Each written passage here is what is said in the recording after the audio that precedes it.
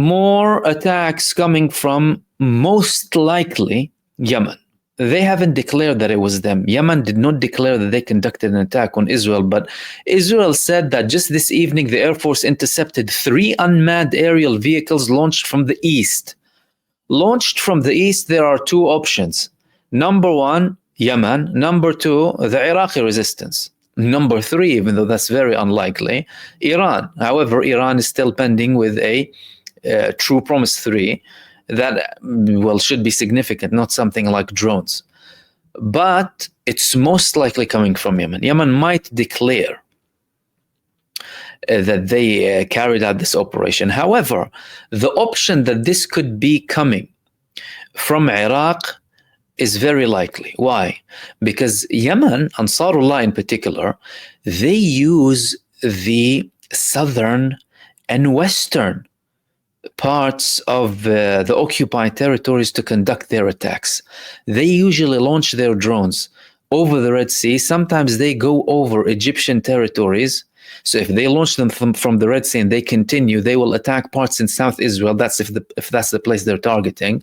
Secondly, if they want to target places in central Israel, they would go over Egypt most likely and go from the western coast, from the Mediterranean coast, onto the target. So the fact that this is coming from the east could indicate that this was an Iraqi move, because most of the Iraqi resistance, they target Israel from the east. However, the Iraqi resistance said that they temporarily stopped the operations when it comes to Israel. That's it would be a breach of that if that was them. And again, we don't have any confirmation that it's from Yemen yet. So that makes it a mysterious attack so far on Israel. However, what's for sure is that attacks are still happening, east, west, south, and Israel is saying that they intercepted it now. And the final thing that I wanted to talk to you about is Lebanon finally has a new president. Lebanon has had a vacuum when it comes to a president for the past 2 years. Lots of talks, lots of politics, lots of differences, lots of pressure, lots of international pressure. But now they finally have a new president. Who is that president? What led to the presidency? How did they finally agree? And how would that affect the Lebanese resistance? Well, the man is called Joseph Aoun. Joseph Aoun is the 4th commander of the Lebanese army. He had a rich history in the Lebanese army, and he put himself forward to become the president. There was a last-minute withdrawal from figures in the presidential race, which means that there might have been some sort of an agreement. However, he only became president in the second round of voting. In the first round of voting, there was a refusal. There was a refusal from who?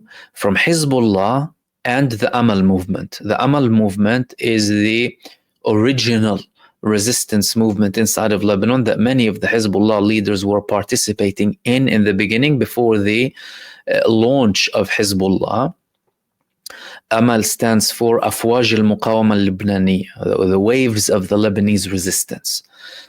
So both of them, and they're both armed groups in Lebanon, they decided to boycott the voting. Why did they boycott the voting? That was most likely due to certain disagreements that they had with Joseph Aoun, potentially. Why? Because, well, later on they agreed and they voted for him. It was a pressure move coming from Hezbollah and Amal, the main resistance movements inside of Lebanon, to hint that no, we won't agree on having a president unless we have our interests met in Lebanon. So will their interests be met in Lebanon? That's something that we can understand a little bit further when it comes to the statements that came from Joseph Aoun. He pointed out that we will invest in the army to control and secure the borders in the south and demarcate them in the east and north, fight terrorism, implement international resolutions, and prevent Israeli attacks on Lebanon. stressing the importance of activating the work of the security forces as a basic tool for maintaining security and enforcing the laws. He also said, we will discuss the comprehensive defense strategy at the diplomatic, economic, and military levels that will enable the Lebanese state to remove the Israeli occupation and deter its aggression. And he also pledged to work to affirm the state's right to monopolize the carrying of weapons. This is something that I will get back to in a second because it's very important, especially when it comes to Hezbollah. I said also, if we want to build a country, we must all be under the rule of law, saying that he refused to interfere in the judiciary, pointing that there will be no immunity for war criminals or corrupt people. So the man is saying that basically he wants to have more power when it comes to the army, unite more groups under the army, deter the Israeli aggression. Again, Israel was mentioned multiple times in his speech, signaling that he is actually considering Israel to be a threat and potentially having a review, and clearly stating that we're reviewing the strategy of the Lebanese army. These things are very significant. And again, the state's right to monopolize the carrying of weapons. These are two of the main things that he mentioned here. So the first one is reviewing the strategy of the army as a whole when it comes to defense, when it comes to deterring Israel, protecting Lebanon, economy, everything to do with that. And then the right to monopolize the carrying of weapons. This is a very important issue here. The weapons of Hezbollah in Lebanon have been a subject that people have spoken about in Lebanon for a very long time. Of course, from Hezbollah's perspective, this weapon is there to protect Lebanon, to defend Lebanon. We liberated the south of Lebanon with this weapon, and we have a hostile entity next to us that engaged in war, in massive crimes against Lebanon from 1948, by the way, not just from 1982 no, from 1948 they've been attacking Lebanon. And there are voices in Israel that want parts of Lebanon. So from Hezbollah's perspective, this weapon is a requirement. We're not using our weapons here to bully or intimidate or threaten anyone internally, but against the Israeli enemy. However, not many people bought that in Lebanon. But Hezbollah mentioned something from a very long time ago. They said, so long as we have an army, if we have an army in Lebanon, that is a strong army. That is an army that can defend our country.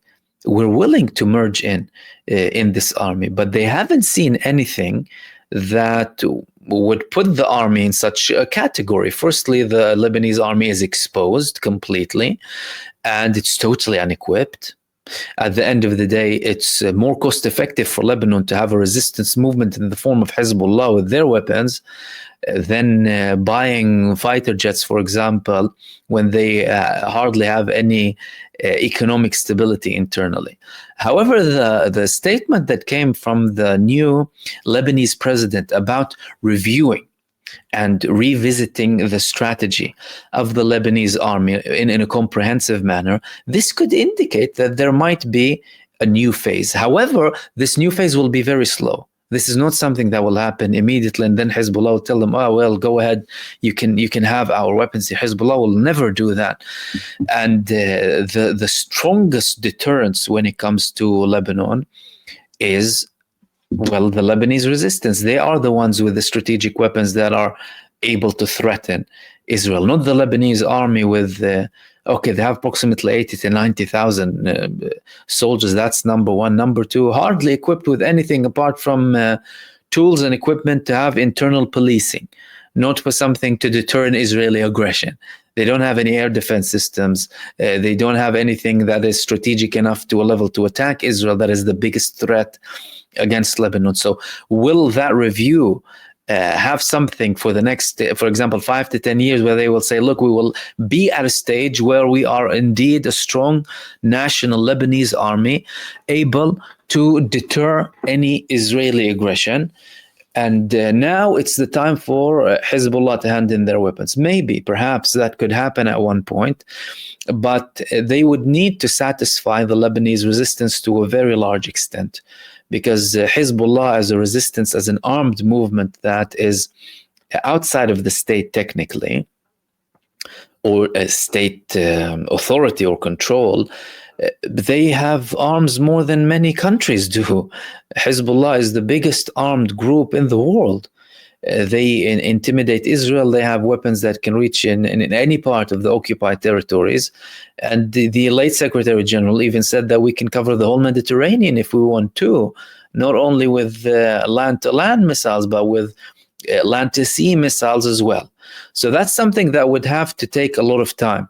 And the talks when it comes to the resistance and the strategy of Lebanon moving forward, especially confronting Israel, could have been potentially something that they spoke about with Hezbollah, and that led Hezbollah and the Amal movement to delay the vote.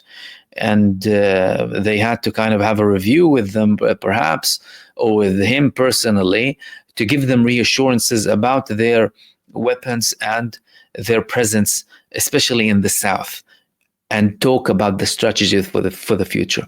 And after the vote, so it wasn't only before the vote, after the vote, Joseph Aoun, who is the president now, he had an extensive meeting with Hezbollah and with the Amal movement. Nothing was published about that meeting whatsoever. No details have been published so far. If they do, of course, we will cover them as and when they do. But that also indicates that the coordination hasn't just happened before to get the vote and get the man in, but the coordination will be ongoing to make sure that they agree on a strategy and a vision for the future. Because now the Lebanese army is present in the south. However, Israel is also present in the south. Israel has just over 2 weeks to completely withdraw.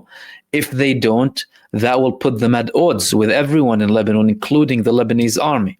And there have been more hostile tones coming from the Lebanese army against Israel. And even Hezbollah said it shouldn't only be us bearing the brunt of the Israeli aggression against Lebanon, it also should be an arm. So the whole thing is indicating that there would be certain talks about the future of Lebanon, of course, alongside its defense and its military and the resistance, everything to do with the Lebanon's economy, its social and political matters as well, because the president also said we need to reform Lebanon to become a full democracy, because Lebanon's democracy now is also, nothing ideal. All of that will also take a lot of time, but the fact of the matter is there is a high level of coordination between the new president and the Lebanese resistance.